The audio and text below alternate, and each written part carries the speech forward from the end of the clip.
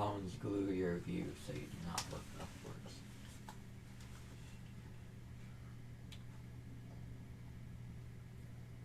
I'm just not so sure how much I resonate with that. And I don't resonate with that because the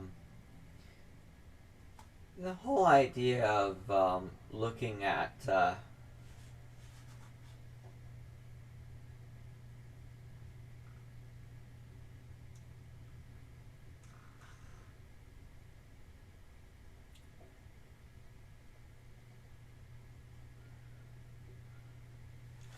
the whole idea of the people looking at the phones is just like me looking over here at Discord. I already look within. I work on my consciousness all the time. And I share this because this is something that isn't just thought by people here, but this is something that some people in the galaxy are concerned. Moragium expressed distaste in this. People just constantly ever following the distraction, that being on the phone, that being on social media. People look at this stuff because they're following the people that they care about. They want to be there for the people that they care about. That's a really big reason why people do this. And they're seeing, to the greatest extent of their ability, how they can look after the people that they care about. And,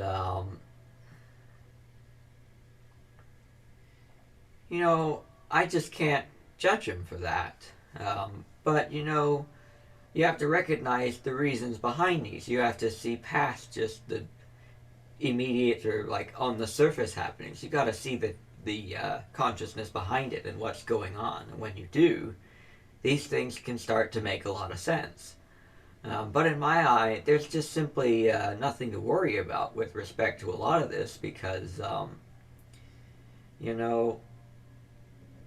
if you trust the heart and you trust everybody as a part of you, there's just no need to worry about the details of how everything works out if it's going to work out. If it's going to work out and it's going to be the experience that you want, what does it matter how it gets there? Unless there's a specific thing you want with respect to how it gets there. But you don't need to force it down a specific road. It's important to know exactly what you want because you want to have the flavor of experience that you're looking for. You do not want to snuff it out trying to get that flavor, though. That's something a lot of people end up doing. So, when I look at people looking at the phones and playing video games and stuff like that, that's just on the surface. A lot of the introspection I did within as I played Minecraft, and that was really fun for me. I built that game myself, too. When I say I built it myself, the original game, no, but my version of the game is effectively a one-off because literally about 70% of the files I created myself. It's a spin-off of Minecraft 1.2.4. I've been coding Minecraft for over 10 years, and I've really enjoyed every moment of it. All the mobs that I've added in, the blocks, all the different items that I've added in, it's been tons of fun. It really has been.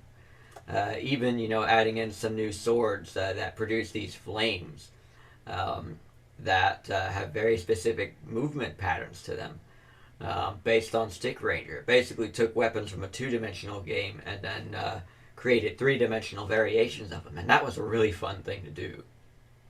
And they look so good, too.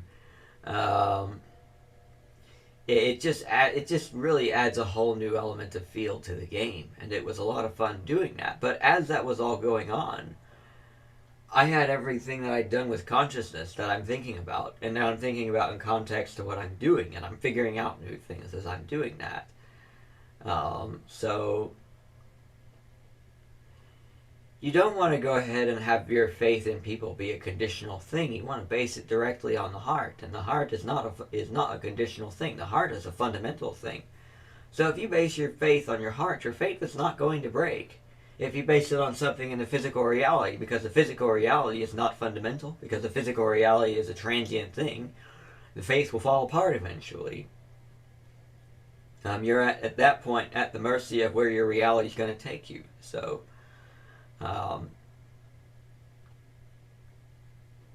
wouldn't worry about people being on their phones all the time. And more than that, you can pick up a belief that people are distracted, people are unenlightened, and you can really, you could really double down on that belief. And because your reality is an expression of yourself, all that's going to do is cause you to live exactly that. It's going to cause you to create exactly that. And that's going to perpetuate an energy that, a lot of people see that. They believe people are being distracted. They don't like the idea of people being distracted, but they believe deeply in it. And so what they're doing, in effect, is perpetuating a cycle of life that they do not like. If you want to do that, go ahead. But that's not for me. So I'm not going to do that because I want to go ahead and be happy. I want to have the world that I want to have. I want to go ahead and live the life that I want to live. And I'd rather believe in people. Not because... I'd rather believe in people not because... not because it kind of feels right or because it seems like it's accurate or because it looks like people are going to succeed, but rather because that is what I want to believe in. Doesn't matter whether or not it's true. All that matters is that it's what I want to live. And in the end, the idea of truth and falsehood is not a thing of source. Source is all things. All things exist. So you can go ahead and be true or false, whatever you want, except for the handful. And by handful, I mean there's a number of things that are fundamental to consciousness that I can count on one hand. Everything else is variable. And there's a way of looking at it where source has no definition whatsoever. So that means there is nothing. It's just total openness. That's how much source loves all things. And to it, everything is true. Everything exists. There is no reality versus fantasy. There's just consciousness. And when there's that, you can pick and choose what you experience at any given moment. So, hey, Merkabaangel. Hey, the Atom Twister. Just Me. listening to the end part of your speech. Yeah, I'll have to go ahead and upload that one to YouTube. Because sometimes I like to make these audios or share some things. I was responding to beliefs about people, constantly burying their heads in their phones or in screens and being distracted from things within. And I was highlighting how, just because people are on their phones doesn't mean that they have to be distracted. You could co-create them being distracted, but you don't have to do that. In my perspective, from my own experience, with life, with the people in my family and with my own doing, I might be doing stuff on the computer, I might have a lot of screen time, but I'm also cogitating and all that. And a lot of people are reading stories or looking after the people that they care about and, keeping up with them. There are some people that are watching the news and all that. And, in the end, as I said at the end of the speech, as you call it, life is whatever you have it be. So if you want to have it take a negative direction, you can. But if you don't want that, why have it take a negative direction? But of course, a lot of people don't see that they see life as an external force. Like, you can't control other people. That's a common saying that even people in the spiritual community continue to hold on to. And from the human perspective, that's quite true. But you do control the life that you live, and in that way you control the versions of people that you experience. And so, really, in that way, you're living in oneness, since that control is through Source itself, the same Source that is all things, including all the people. In that way, you choose what you live. So it's not about trying to control people externally with your physical expression. It's about being yourself within and letting the rest be as part of yourself. And then you'll always have what you want. So, Oh, there's that. So what have you been up to lately? Uh, just came back from a drive. Mm. You enjoy driving? Uh, yeah, I try to minimize it. It's hot summer. But hey, I came back from renewing my driver's license. Just had to go get my photo taken. Hmm. There's a Yeah. bit of echo on you. All right, let me go ahead and see if I can fix it by turning down the volume. Um, hopefully, hopefully I can resolve that echo because I do have speakers, but traditionally I haven't had problems with it. So I'm going to need to go Mm. ahead and check nuances in the audio settings. Um, keep updating me every 30 seconds or so if you still hear the echo. Yeah, well, I think it might be down the echo. No, it's still there. Try it now.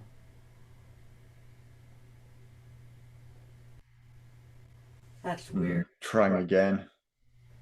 I still hear the echo. Oh man. Um, well, that's going to be an interesting thing to solve because Mm. um, I don't know why it wasn't working. I don't know why it's doing that now, but it wasn't doing that before. Um, I keep these settings that I do because they're good for the music, but Yeah, I think it's good now. huh. I don't hear an echo anymore. Well, whatever I did must have fixed it. All I did was uncheck echo cancellation and then check it again. Uh, So, well, at least you got that fixed because I know, you know, certain things that could happen with my audio things. Yeah, I'm like, yep, looks like I'm rebooting the computer. yeah. Yeah, well, yeah, I got lucky that time because honestly, I would have had absolutely, if that didn't work, I would have had no idea how to solve that because it looks like all the settings, they're exactly where they were working before. So, Mm. and I have them set the way I do because this is picking up my mic without really doing anything to the sound. It's not processing it in any way. And that way I could go ahead and play my music.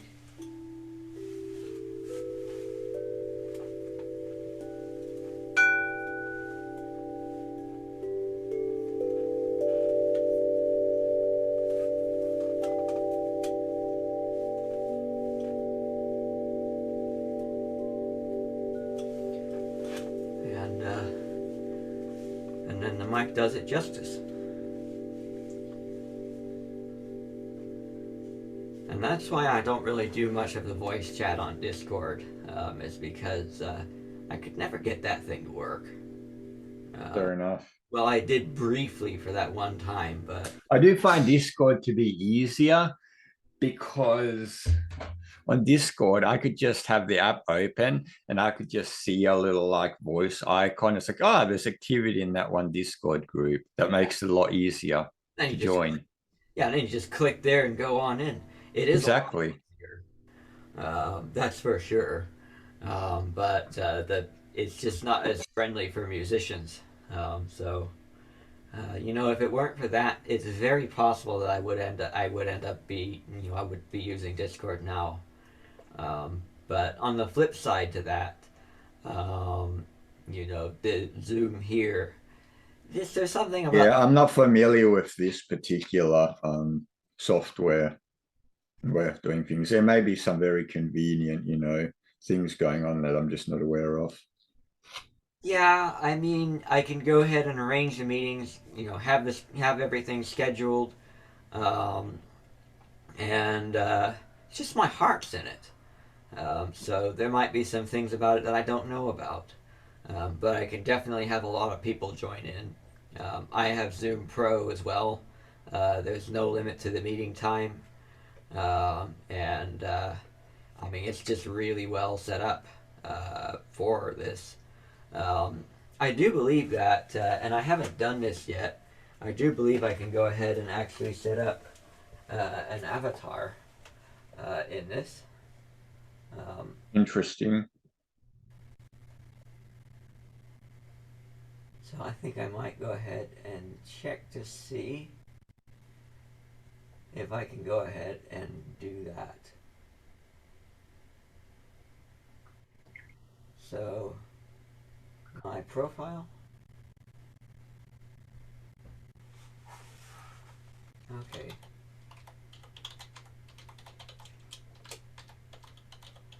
As I do this, I'm actually curious about what kind of things that you've been encountering with consciousness or just on your journey in general. Ah,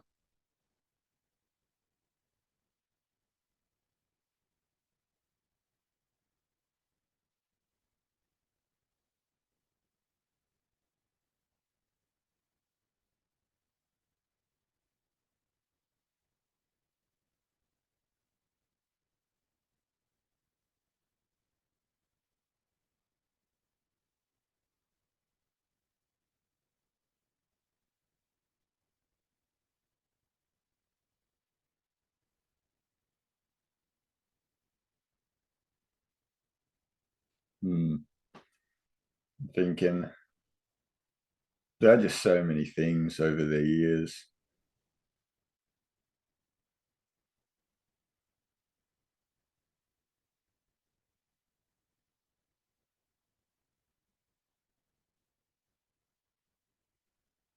I've read a lot of material over the years, and each one of them provides like a perspective. I look at it as a 360-degree circle, and it provides, the information, a new angle to perceive something, you know. Uh,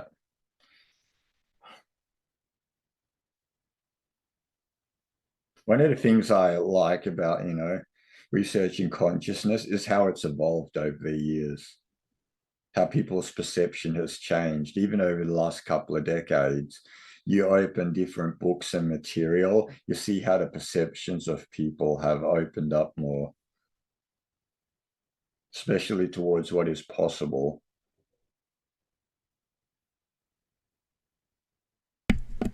Oh yeah, for sure. But a lot of this also ties into what a lot of people have been experiencing lately. Um, more and more people are seeing strange things happen in reality, and the stories are going around more and more, and so it's Indeed. causing it to spread throughout the collective. And I'm experiencing the version of people that in which this happens, and so Yeah. I've noticed myself, I experience more and more versions of people who are more spiritual in my reality because I wish to. yes. And it's interesting because I could talk to just about anybody on the street about UFOs if I want to, Yeah.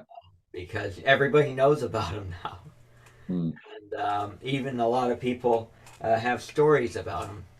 So yeah, it's really quite a fascinating thing. And it's it something I'm is. really, we had the Gateway of Gratitude not that long ago. And that's another thing I'm grateful for is to go ahead and have that sort of thing be part of life for me, where I can go ahead and have people that, I can tell these stories to and then I can share this stuff with. And even if they don't understand all of it, it's enough to where they at least enjoy it. And Yeah. that's something that I enjoy. So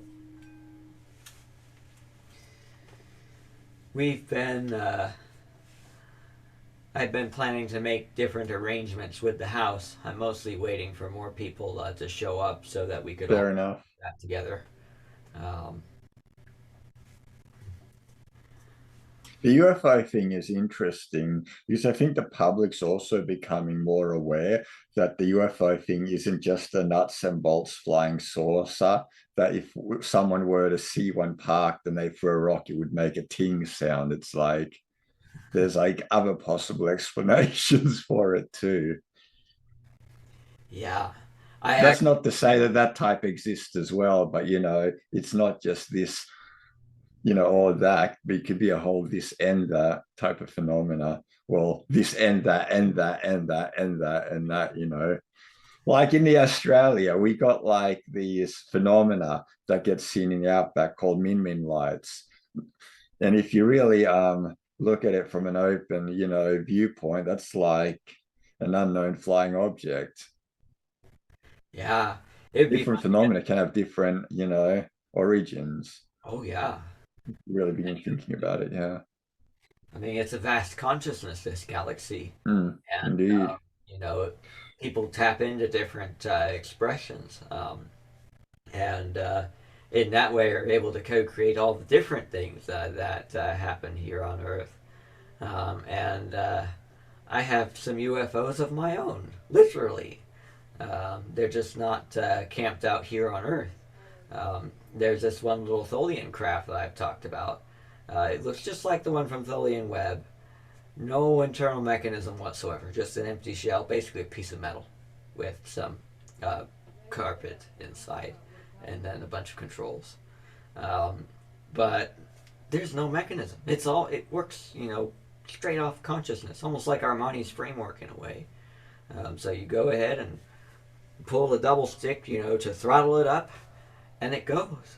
Um, and so it's a fascinating thing because I listened to Ryoka talk about what some of the contact experiences could be like with his race, and I can see similarities to the Yael because I know the contact experiences that have been had with the Yael. And Oh, the yeah, they're interesting ones. I oh was watching a video on YouTube about the IL a few years back, and then all of a sudden I felt this consciousness into me, and I was just like rather interesting bliss feeling. Wasn't there that long, but feeling lasted for like many hours afterwards, good 16, 20 hours. yeah, they're a younger race of beings. They haven't been around that long. I know. I've been coordinating with them, the idea of contact. So there's kind of the two-way coordination going on. The Sasani are playing quite a significant role in that. And I've been working with the Yael to understand the nuances of humanity, but also to understand oneness. They understand oneness very deeply, but they haven't fully gone and integrated into Type 1 being, even though they're quite close to it. And so it's an interesting thing because if I end up living a version of humanity that integrates into oneness and becomes full on Type 1 beings, that's going to kind of turn the poles a little bit because right now the Yael to come exist with people would have to have a deep knowing of oneness within, so that way they don't lose themselves when they come here. And they'd be able to shift their consciousness to that which can exist within the confines of definition and character of life that humans operate with. So that way they can be the reflection and expression of the people here. But one of the things that I was working with them on with respect to that is understanding the nuances of human society and human culture because it's pretty mentally focused. That can throw a lot of people for a loop. So I wanted to go ahead and help them ease into that. But if we become Type 1, that changes the playing field completely because especially if they don't immediately follow us into Type 1 energy, because then they would actually have to integrate further into oneness to co-create with us, not the other way around. And so That's an interesting thought.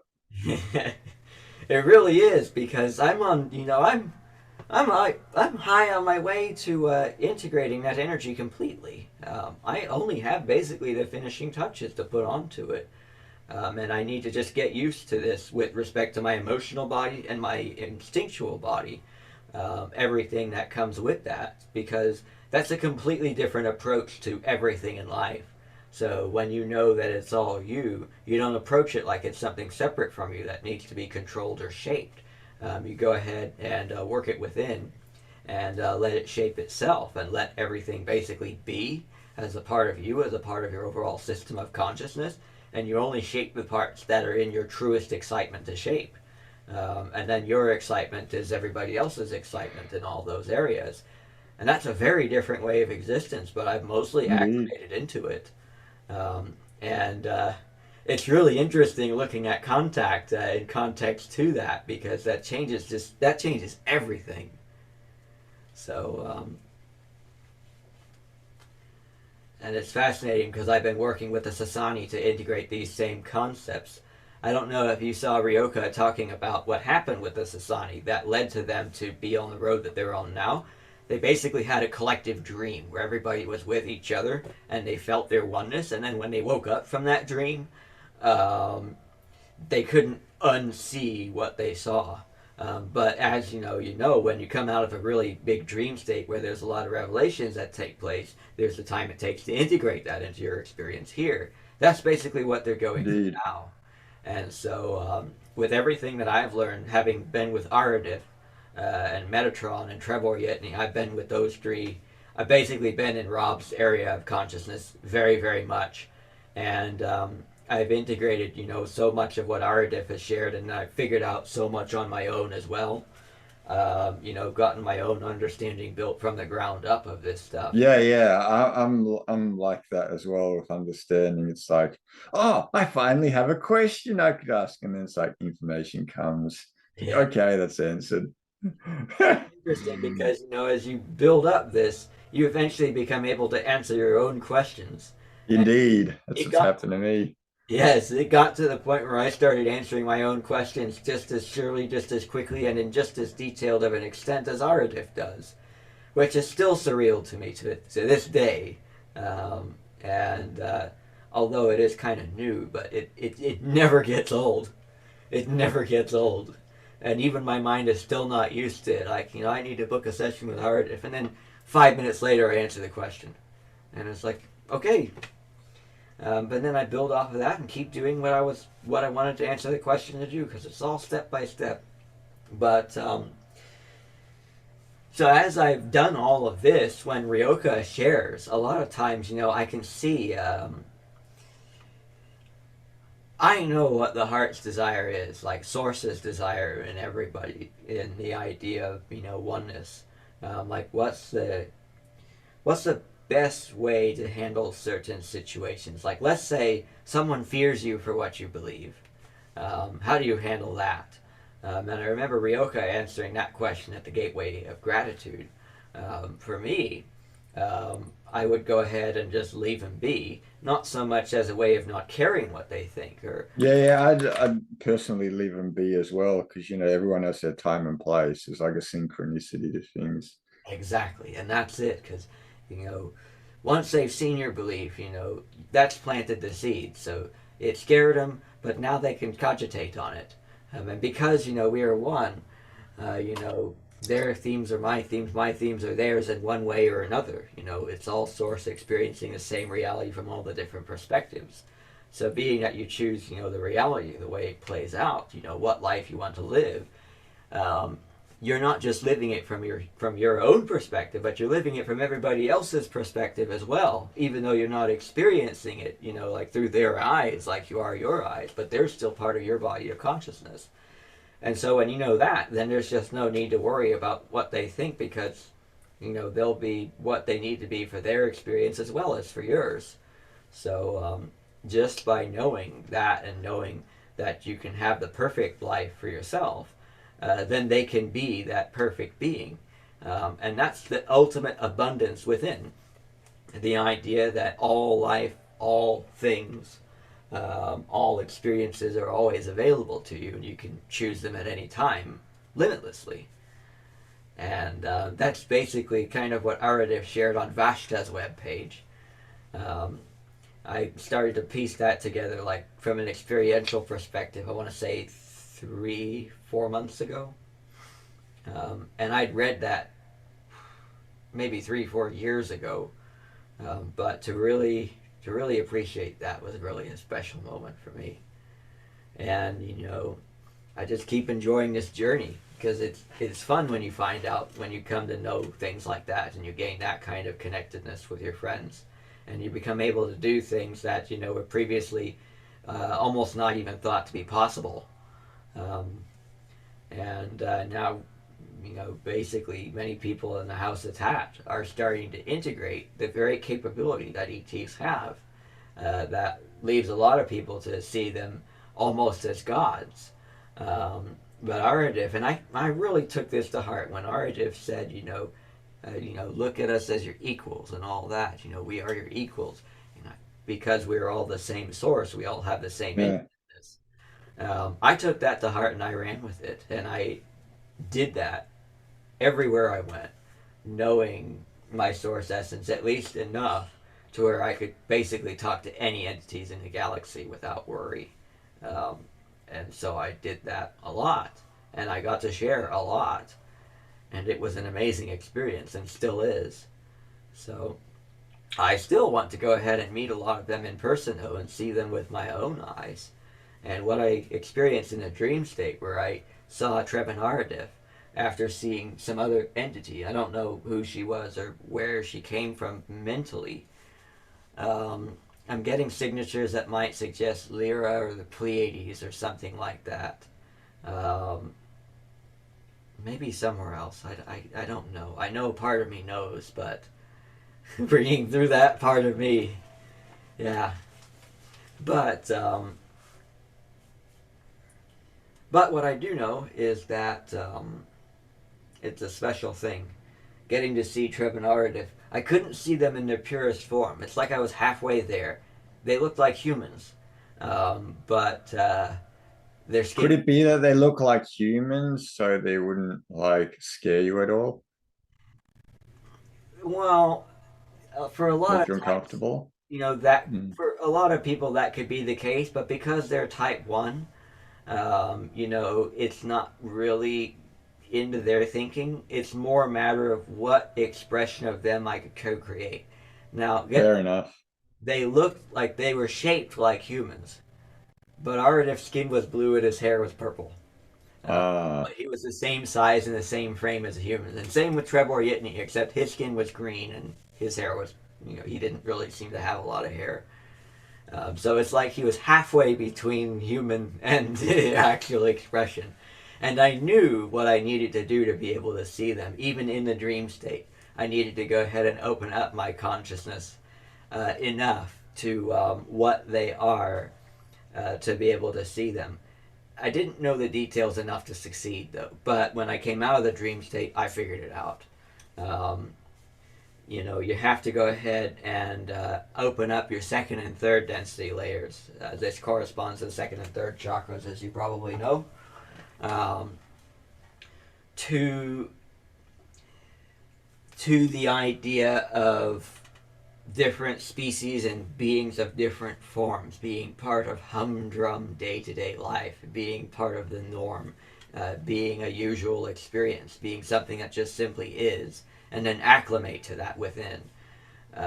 And you can train yourself using your imagination. And then eventually, when you get used to their energy enough, then you'll be able to see them in their form. Um, and this applies to their shape, their avatar. Um, but taking the same approach to their consciousness and how their consciousness works, we'll have the same thing. You got to get a feel for their consciousness and make the consciousness part of your norm, part of what's known to your mind, part of your usual life, so it feels real to you. That way, as part of something that's an expression and part of your day-to-day life, such as the different layers of the dream state, they become able to express themselves. And interestingly, this is the same thing that will work with the physical self as well. The more you open up to the idea of the beings being a part of your life as a human being, the more they can express themselves in your life. And that's how I've been able to kind of merge with Aradev's consciousness. And now he and I interact in much the same way that he does with the beings on his planet. We operate as one, we share as one. So when he's answering a question of mine, his consciousness and my consciousness become mine. In our type oneness, what ends up happening is I just happen to figure out everything perfectly, basically all on my own, or I'm doing all the work. But that's a synchronistic co-creation of me paired with him. So while I'm doing all the work, it's just super easy for me to co-create the version of myself that does all the work. when I'm with him, and it's his doing the work just as much as it's mine. So in that way, we're both equally doing the same work. So it's just as much Aradip telling me as it is me figuring it out myself, and it's just as much, me figuring it out myself and telling Aradip as it is Aradip, iterating it for himself. So that's how deep the oneness is over there. Hmm. And then that's just a tiny piece of it, because they're so fully integrated into each other over at their world that it doesn't just apply to like one experience. That's how they live with each other, um, and they're able to express so much more in their ground level than the thing we call reality, because of just how open the ground mind, the physical mind is over there. And I know exactly how to open that up. It's just going to take me a bit of time to do it to the point where I could exist in sixth density, um, which wasn't my original plan. I was just wanting to be type 1, but now that I've learned how Aradif and his race exist, I want to go exist just like that. So here I am. I've moved the goalpost back again, um, and I do think I can make it. So that'll be fun, and it already is fun. But Well, you just follow your highest excitement, see where it leads you. yeah, and that's exactly what that's exactly what it's doing here. But yesterday and a little bit of today was a bit of a bummer because some things didn't go according to plan. With the House of Tat. I don't know how much you were here when Ian was here. Were you? I wasn't here yesterday. Okay. Yeah. By the way, here's how to change your Zoom avatar. All right, come on. So how to change your Zoom avatar? You just go ahead and you go to your Zoom here. You go ahead and log in, and then when you're logged in, um, you will be able to get to your profile. And then when you get to your profile, that image will be blank with just a human icon in it, and then you can click on that and upload an image. So, so that's how to do that.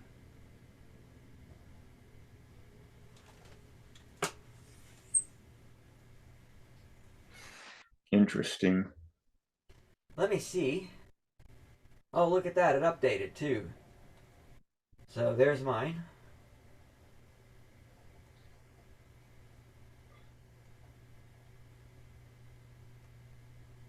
There it goes.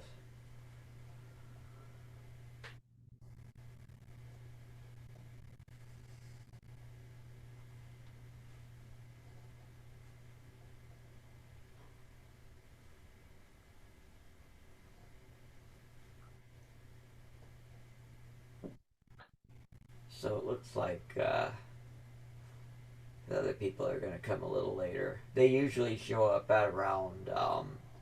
They usually show up at 2000 Central Time or 8 o'clock Yeah. p.m.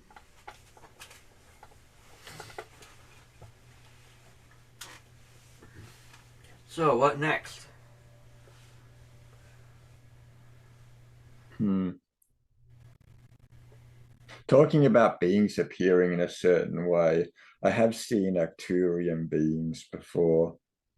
Oh, You know, that would be I was, interesting. I was fully conscious, and instead of appearing, they look like fully Arcturian, those two of them, except instead of being blue, I saw them as having more pale skin, Ah, more white pale, but I suppose, that's just to make me more comfortable. Could have been. yeah. You know your consciousness well enough to know if that was the case, but I do know that there are hundreds of races. In fact, I'm pretty sure there's tens of thousands of races in the Arcturian area. I don't know exactly how many there are, but I know there's a Yeah, lot. yeah. That's that you bring up an excellent point. There's so many in each area, but it's the common one a lot of people see from Yes. when they think of Arcturians. Yeah, humanity is very deeply connected to that particular race. But I'm curious. Their eyes were quite beautiful and striking. Oh yeah, yeah. So I'm curious about your own heart's feedback with respect to that. Do you think they were of a different race, or do you think that was just the way they were expressing themselves to you?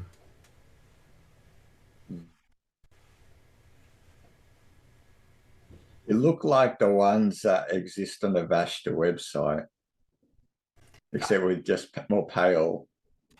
Yeah, Yeah, I've seen several of them over at Vashta's, but I do know which ones you're talking about. yeah. Um, so, well, I am curious about them. Um, I'm curious. I'm curious to know more, or if Mm. you have any questions about that.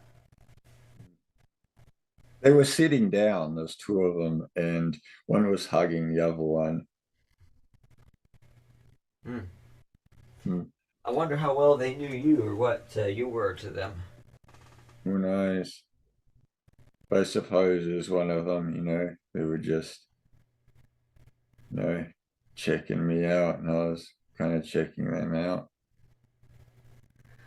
I almost feel like they have like a family connection of some kind with you, like Yeah, my analog to parents or something like that, or could be.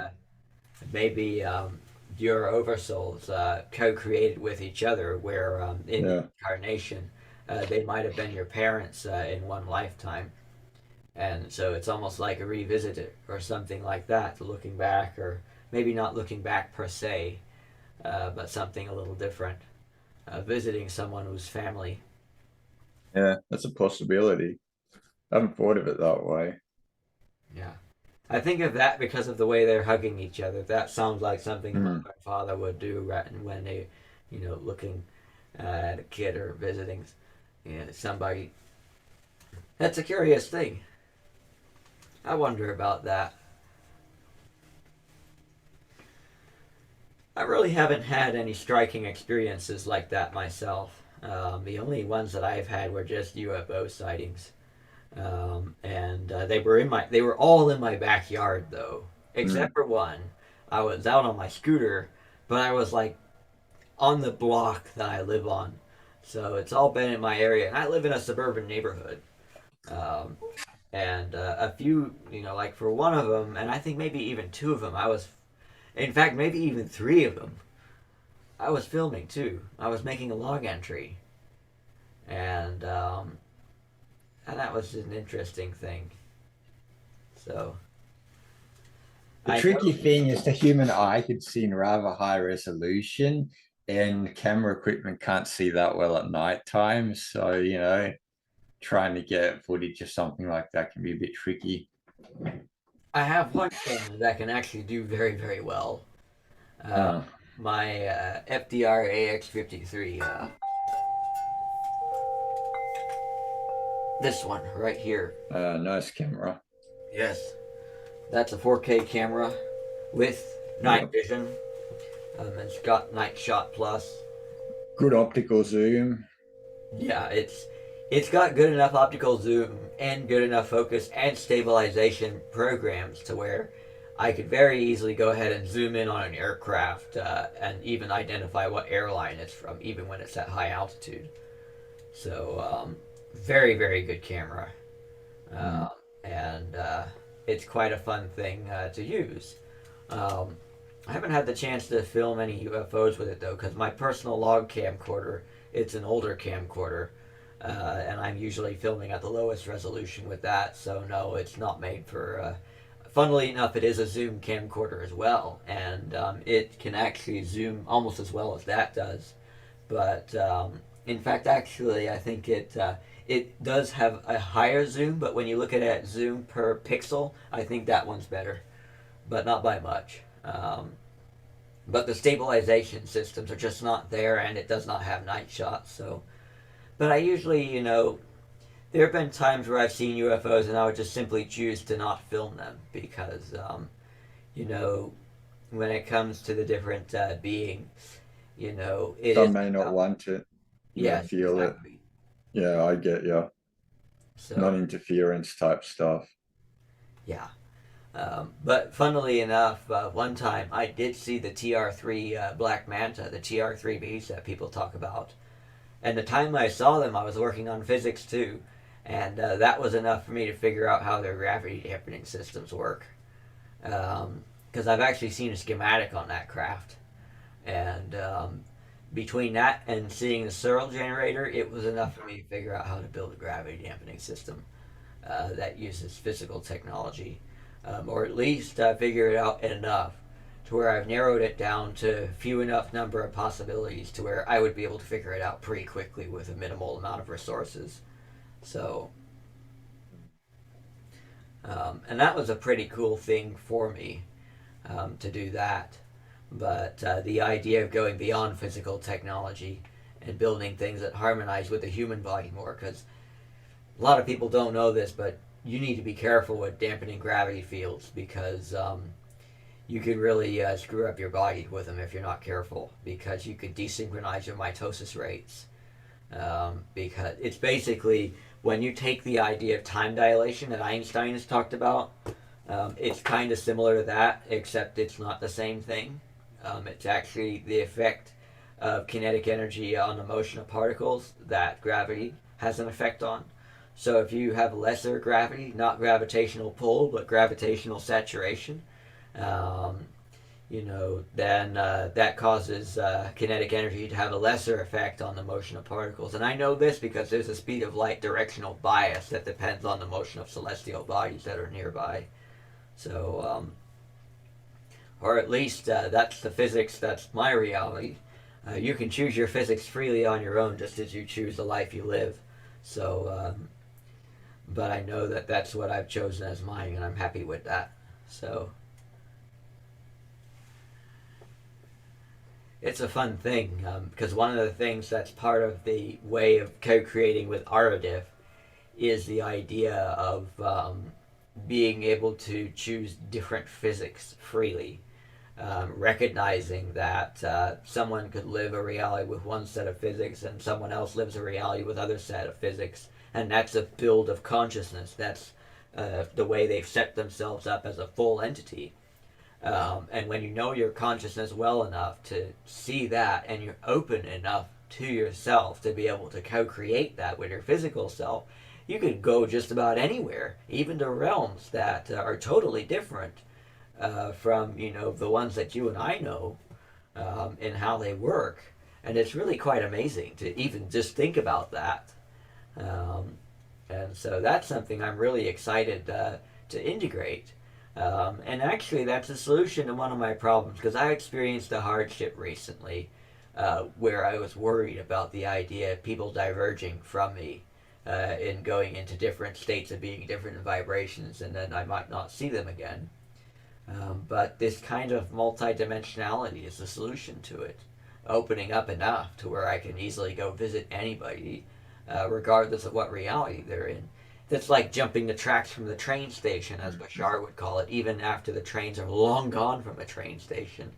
It's super easy to do if you open up your consciousness enough and you acclimate to the idea of doing that kind of thing.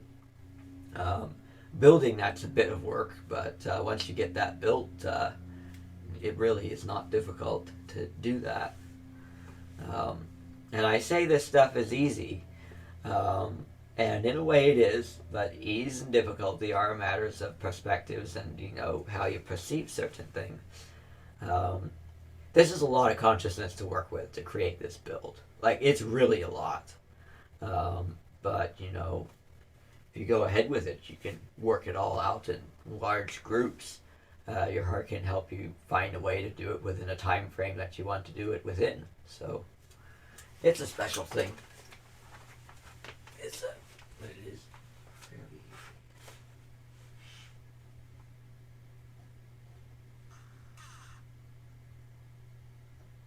looking at some of the activity on Discord.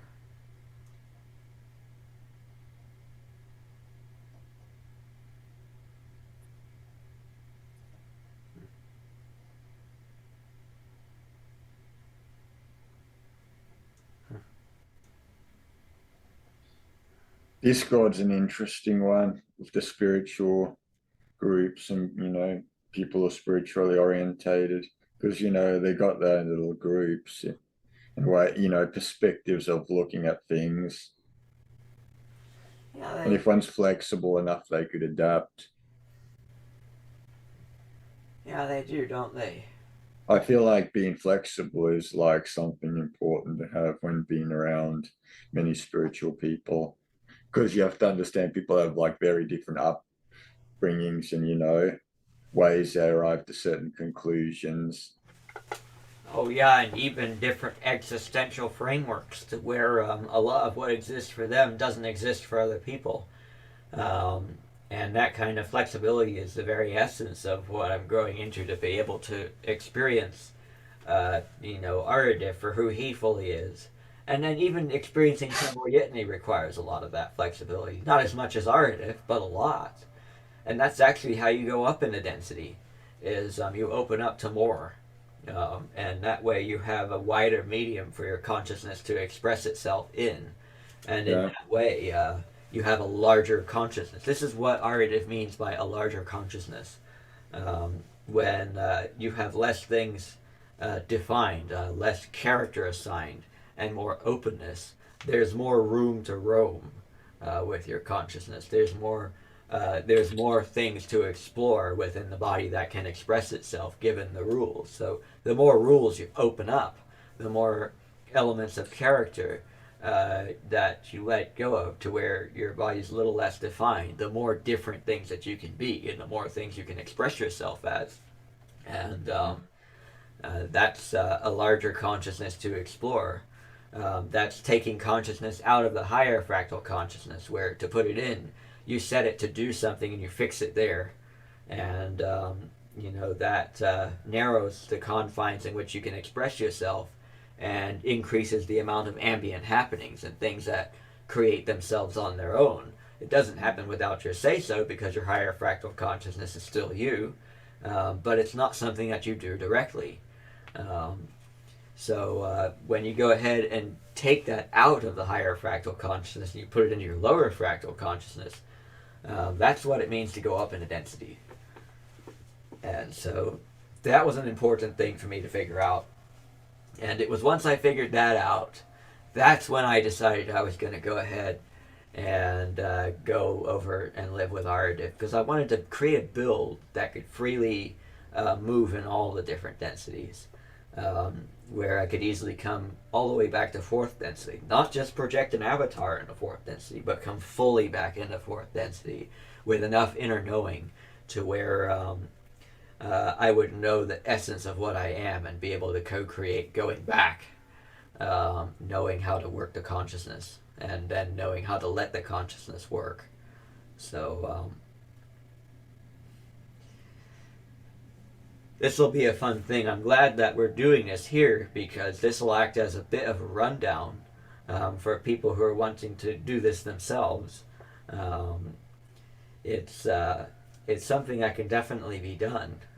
These are all things that I'd like to be in the future consciousness handbook because that idea breaks into detail how to use your consciousness to basically be anything. It distills it all the way down to the absolute fundamentals, to all the things like the fundamentals of how you change things. Like even the idea of vibrational frequency is not a fundamental thing. That is that's an expression in the physical reality to organize consciousness. But the essence of that is the co-creational dynamic. A is part of B, B is part of A. A can only be what B has A be, but A chooses the version of B that A experiences, and as a result chooses the chosen version of his own self. So in that way, that free will works both ways. But that means that each being can only be a reflection and expression of the other, and can't go beyond the confines of that. Um, and that is the physical expression of that is density with respect to integrated levels of the higher fractal consciousness, vibrational frequency, in that there are a lot of things where in the more malevolent spectrums of the type 2, in the lower vibrations, being, that's integrated heavily into oneness cannot co-create that stuff. Unless he resets himself to where he can, basically.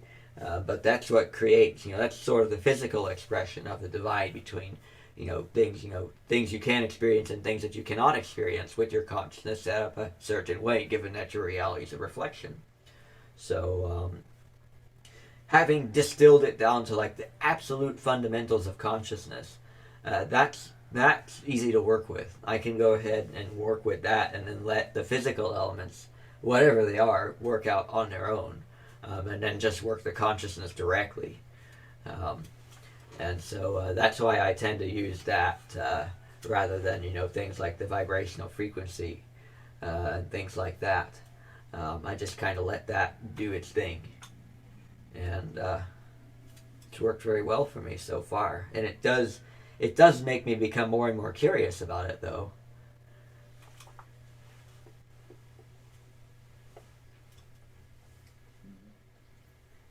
As that thought of, I wonder what my vibrational frequency is in this moment comes up as I keep doing different things with my consciousness. So,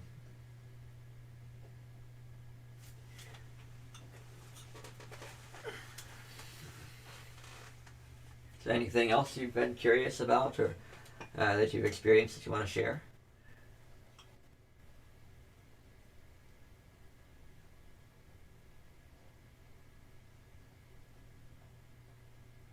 Hmm. I've encountered the Greys a couple of times. Hmm. The Greys. Yeah, Yeah, they're uh, they're good folks. Um, Very human, perhaps more so than a lot of people give them credit for. I've But noticed that, at least my personal perspective, what research I've done into this field. yeah, so But, I can never know for sure. No, don't want to project any particular opinion onto any being. yeah, well, my energy's pretty open. I can go down a rabbit hole and then retrace my steps to come back out. So um, I know that.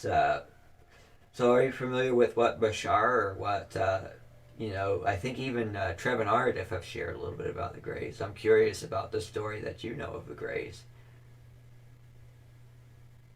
Hmm.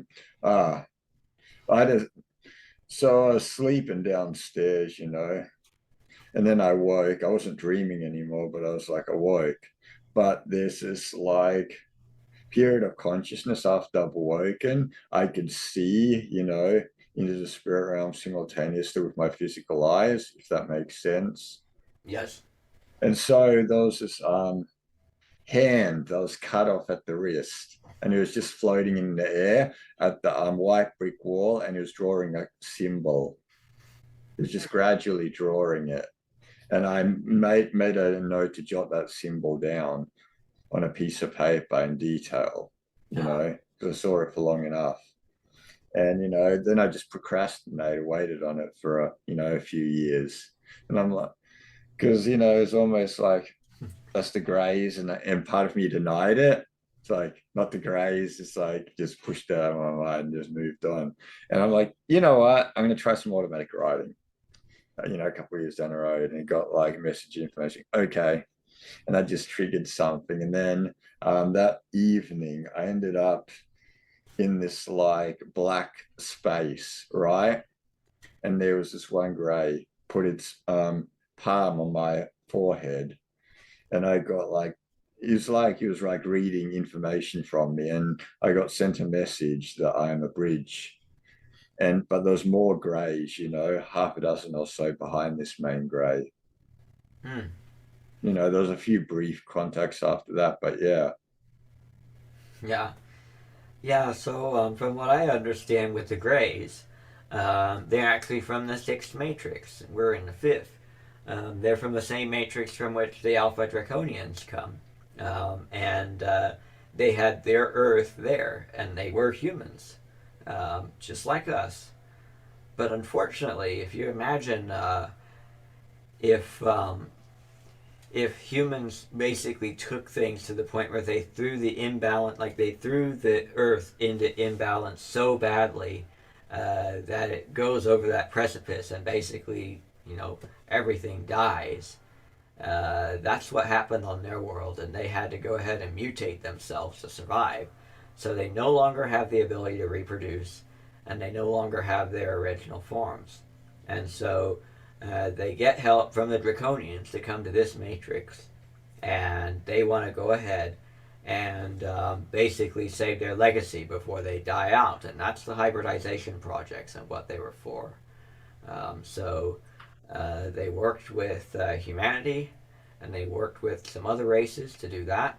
And so we now have the six hybrid races, with us being one of them technically, because the story with the Anunnaki and all that. Um, and then the seventh hybrid race is basically when the six blend together, and this is what Bashar talked about. So this is basically stuff shared by Aradif and Bashar. And this is why you see the human element in them. It's because they very much were human, and their lives have a lot of similar themes to ours, and they don't want us to go down the same road that they went down. And at the same time, they also wanted to go ahead and protect the legacy, but they're doing a lot of very human things. And I actually shared in the house this story about the Greys, where we talked about a lot of different things. And I'm actually getting ready to upload that particular video where we talked about this type of stuff, among other things. So I'm actually curious if this rings any bells for you with respect to the Greys. I'm familiar with that story. I probably listened to a good 20,000 hours of channeling over the years by various channeling teachers. Look, I'm one of those people that'll hop onto like YouTube, right, and type in channeling, on a regular basis and see what new stuff comes up. It's like, there's another channel. There's another channel. There's another one. And, see what resonates and see what doesn't. And I just listen to stuff that resonates with me. That, well, whatever doesn't resonate with, I don't listen to. 20,000 hours of channeling. Well, that explains a I'd lot. say easy. Because, Yeah. even if I'm doing other tasks like playing a video game, it's like, hey, I got years at work. I could listen to like a channeling running on a second computer monitor. Yeah, I did the same thing where I'd play Minecraft and then have videos playing in the background. Um, and the idea, yeah, I've listened to 20,000 hours plus of channeling. Well, that explains a lot. So, yeah, it's a fun thing because I listen And to. I've got a pretty good knack on like filling in the blanks. And if you get multiple channelings as well, you get multiple data points. If you have data point A and C, obviously, and no one's told you about data point B, you could fill in the blanks, and suddenly there's new information arrives. And you can imagine that as a complicated large grid. There's a lot of things I've pieced together that I'd speculate a lot of others haven't. Yeah, I mean, when you go ahead and cross-reference all kinds of different works, you Yeah, can figure out a lot. X equals Y, Y equals Z, therefore X equals Z. So a lot of just mm, simple logic that you can use to figure out all kinds of stuff, and then with the things that you then figure out, you can then take that and apply it to the works, and then figure out yet even more. And yeah, it can become a quick cumulative thing to where you really figure out a yeah. lot in a very short time. Yeah, yes, indeed. And it just ever accelerates. But I also feel like thoughts create reality, right? Yes. But it's easy not to like think about it too deeply, but it really is quite literal. Yes. It is, and I've been working to build myself into being able to co-create doing that. Because the thing is, the ability to do that and the framework for doing that, I've already constructed. But I just can't experience the version of myself that does that with my physical mind yet. And so that's what I'm doing is I'm working with opening up my own mind so that I can really experience the full force of my true essence. Um, so that way I can be able to do all the things that I want to do and be able to see all the things I want to see. And that way my physical self can experience everything that I want to experience. Um, and my mind wants this just as much as I do. I mean, we're one. So it's it's that same good old unrelenting curiosity, Hmm. and to see just how far we can take the human expression and what we can really do with that. Um, and it's something that I really like.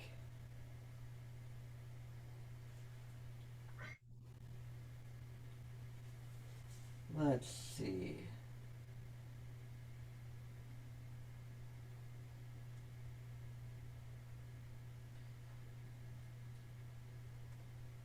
I'm gonna check the email thread.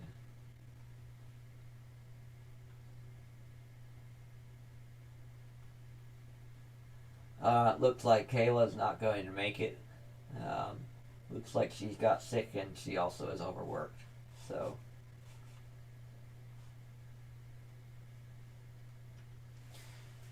but we're still. It's not even 8 o'clock yet over here, so there's still. People will start showing up later. Omni said when Mm. he was going to show up. I think. Um, Yeah, a brief mention. I remember that. when do you happen to remember when he said he was going to show up? It was something like 4 or 4.5 hours. So I'd speculate it's not too much longer anymore until he shows up. Oh, that's right. Let me go ahead and I'm gonna go check that. At 16:23, so that would be 2100 hours. So yeah, that would be about an hour and 15 minutes. I'm enjoying these UFO stories and the stories of all that. I'm enjoying those a lot. Yeah, the media started to pick up more and more on it. As the bulk of the collective. You see, people keep blaming the media for stuff and all that, and blaming the Mm, media for distraction. But you know, as you are well aware, the media is the expression of the co-created collective consciousness, and the co-created collective consciousness is a part of our own self. So we can go ahead and bring that back to here, and choose what we want to experience, and the collective shapes itself into that, and then the media, of course, parallels the collective shaping of itself into that, in that the media is the collective's expression, the collective's reflection. So in that way, naturally, with our excitement being in this, as we continue to go deeper into that, it's only, you would only expect for the media to go ahead and start telling more about UFOs and for more of those stories to spread, um, as the collective's excitement and energy goes more in that direction, as part of our own consciousness going in that direction. So it's a fun thing. I think I'm going to go ahead and take a break right quick, and I'm going to play some music.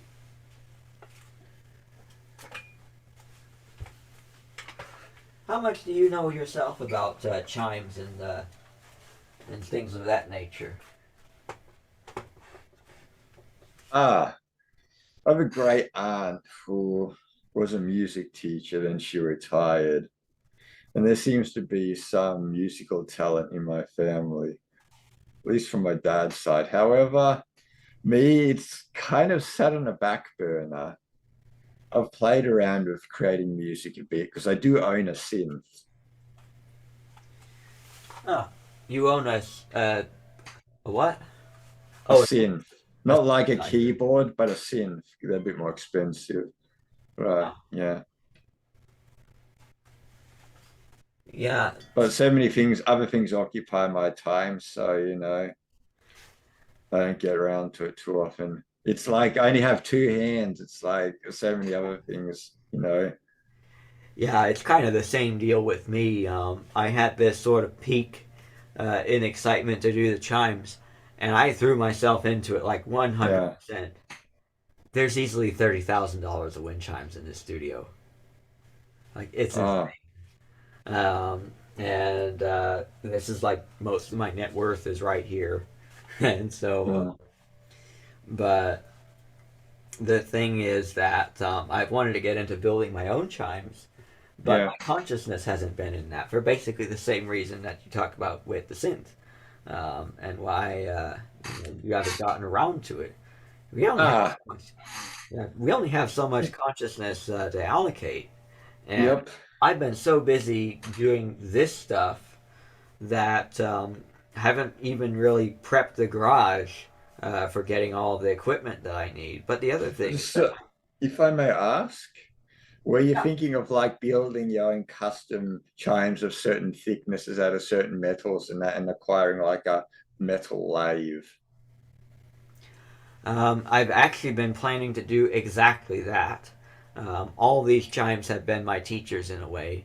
They've showed me how to make the best chimes the world has seen. Mm, Um, and I was actually going to custom build a lathe out of amazingly rudimentary things. You know, just build a wood frame for it, and then build this suspension platform that's kind of locked in place. You know, so that it cannot move. Um, you know, if you could imagine,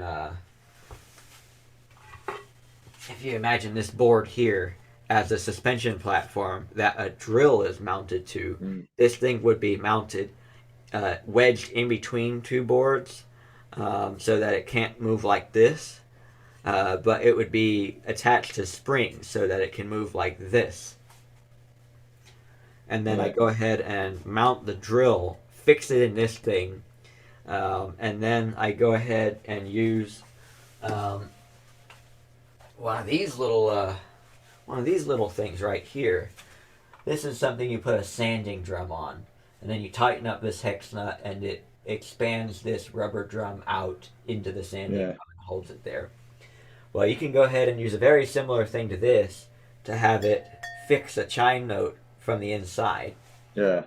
and then you go ahead and put this, or maybe one with a longer stem, into the drill, and then the drill is on this spring-loaded suspension platform, so that way even if the tube is not centered on this, instead of the tube wobbling, the drill wobbles and is fixed in the platform so that it can freely wobble, and then the tube will be held by these wheels so that it spins and is, you know, it's, you know, not wobbling at all. So that way you could get a Mm, nice and uniform work on the finish. Really, really nice setup that would be fairly inexpensive to build. And that would be the perfect tool for me to use in place of a metal lathe. And then I I could just, see. huh? Another thought occurred to me. Have you thought about like getting a piece of rock quartz crystal or something and trying to build a chime tube out of that? I have, but I'm going to save that for TAT City because it'll Uh, be a lot easier to do it with tools over there than it would be tools here because that would end up getting very expensive very quickly. And the delicacy of that would also be quite significant. So, and then finding pieces of quartz that are big enough for that, we'll do that mm, at Tat City. And then I would love to go ahead and bring them here once that's done, or bring equipment for doing that here. I would need to go ahead and let go of the limit to resources to where I would be able to go ahead and have the kind of quartz that I would need to do that, you know, on demand. But you know, with aluminum, on the other hand, this and I've also, by the way, I dreamed about doing the same thing with wood, making notes out of wood. I think that would be oh pretty. yeah, Yeah, I mean that that'd would be be. interesting too. Yeah, you just have this big note made out of wood, hollow tube, sealed. I suppose there's bamboo always. That's kind of tube-like. Well, I was thinking about just using a solid block of like oak or some kind of a hardwood, Ah, and then you know, carving it into a perfect tube, like a big one, like this one right here. And yeah. Oh yeah, that's big. and then see if I can get this guy back up here. All right. So, and then then you seal it, and because of the wood grain, especially with some of the more exotic woods, I mean, the thing would look beautiful when you seal it. I mean, imagine a set of chimes, like a set of wood chimes that look like that. That would be really special. Um, and then I think the sound that they would have would be kind of like a low hum, because they don't really have a lot of springiness to them like metal. It would Yeah. The force with which they vibrate would be very small, so it would be a very deep, deep sound. And I don't know how Mm. long it would resonate for, but it would be pretty cool. Um, but that's another Tat City thing. But that one's more practical to do here on Earth than the quartz. But I'm going to save that for Tat City too. Um, but yeah, I plan to custom make my own chimes. I know where even to get the tubing that's made here in America, and then I would get it, um, put it on the rack. Can I ask something else? Yeah, Are you into wands? ones. Oh, Yeah, wand. wands. Yeah, I did have plans to make one that had a distinctive triangular form to it, and I even have a design that's sitting around somewhere here in this studio. interesting. It looks vaguely like Voldemort's wand, except it's not really curved. It's triangular in its shape. Kind of a little bit of a bone shape for the hand, except it's perfectly triangular, and it's shaped like that to have it have a nice feel in the hand. Um, mother of pearl would be solid mother of pearl, and it would have these rhomboid opals on each of the three faces toward where the bone is. Really, just absolutely beautiful wand, and that would be really a special thing to build. Um, I've had other variations of it that were made out of metal, and others that were a bit whiter than even mother of pearl. But I think mother of pearl would be my choice. That's just such a beautiful piece. Um, but yeah, so with the chimes, you'd have the rack, the tubing's on the rack. You take it off, you cut it to length, put it on the tuning bay where you move the strings that it rests on to where it rests on the nodes. Strike it, hold it up, have the tone generator running through the computer speakers, and you ring it until the frequencies match. You keep cutting it till it's the perfect length to be on key, plus or minus less than Yeah, 1 hertz. And then you go ahead and you pin it. You drill a hole in it with a drill press, hammer in the pin, use a very lightweight pin, um, and then finish it on a tube spinner. Make it look really nice. And then you go ahead and string it with some very, very fine gauge twine, as lightweight as possible, smallest size you can get away with if you're going to do studio, heavier gauge if it's going to be an outdoor. So, by the way, you're always welcome to ask whatever questions you want. So, mm. I, that, I was thinking about tuning for solfeggio frequencies, that sort of thing. I was wondering, yeah, there could be some pretty interesting ways you could cut your tubes if oh you yeah, were after certain frequencies. yeah, that's an interesting thing, and I thought about that. And you can actually lower the frequency of a chime tube by weighing it down with coating, or by putting, I had my King David chimes outside one time, and it froze, and they it's like the ground stayed freezing, and then but the air was above freezing, and so it rained, Yeah. and then the rain froze on all the surfaces, and like the trees looked like chandeliers. It was absolutely beautiful when the sun would hit them. Mm. Probably one of the prettiest things I've ever seen, hands down.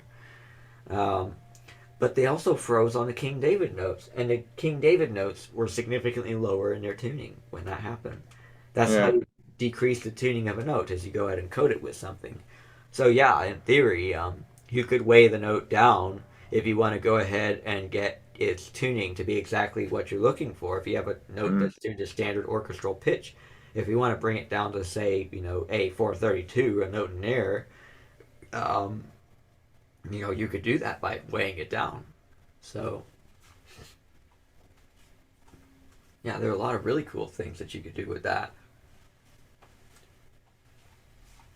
I've thought about making chime sets that look like rock, um, and that fit in with different landscapes, or just have a certain artistic feel. Yeah. It kind of reminds me of other worlds. I actually gave, if you saw my, have you seen my 4 sessions with Trevor Narrative? I started glancing at it a little bit, but yeah, thanks for reminding me. Yeah, so there's the playlist that I put on the House of Tat, um, in the House of Tat server, and I think I've also put the playlist on the Consciousness Club. And one of those sessions, the third one, I actually realized, that I could just co-create giving chime sets, instant co-creation to Trevor Narrative, where I had the power here but couldn't express it because the consciousness isn't open here. Well, it's open over there, so I could go ahead and just do that there, and it worked. And they really enjoyed that, and so did Rob, over there with Trevor Yitney, able to use the chime sets over there. That was really special. Um, and then that's actually what led me to realize that I could build Tat City. And so that's the story behind Cat City's coming to fruition. Go ahead and move some notes.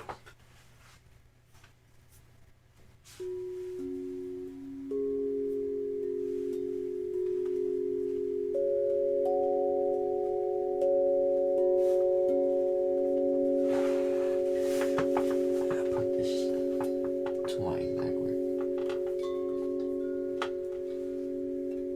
Anyway, I'll be back in a moment. All right.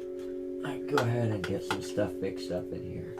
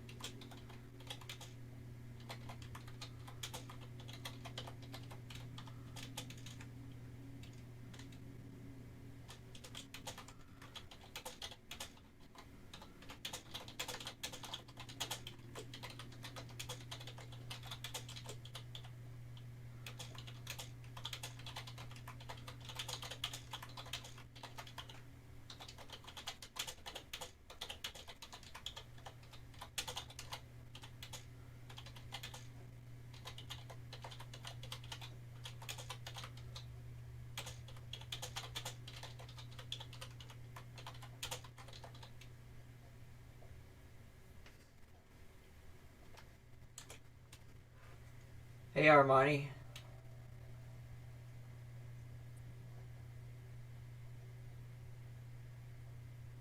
Hola. How are you doing? Good, how are you? Doing well. Let me go ahead and break the recording and begin the next part. 20:04 hours, January the 4th, 2024. That's the end of this one.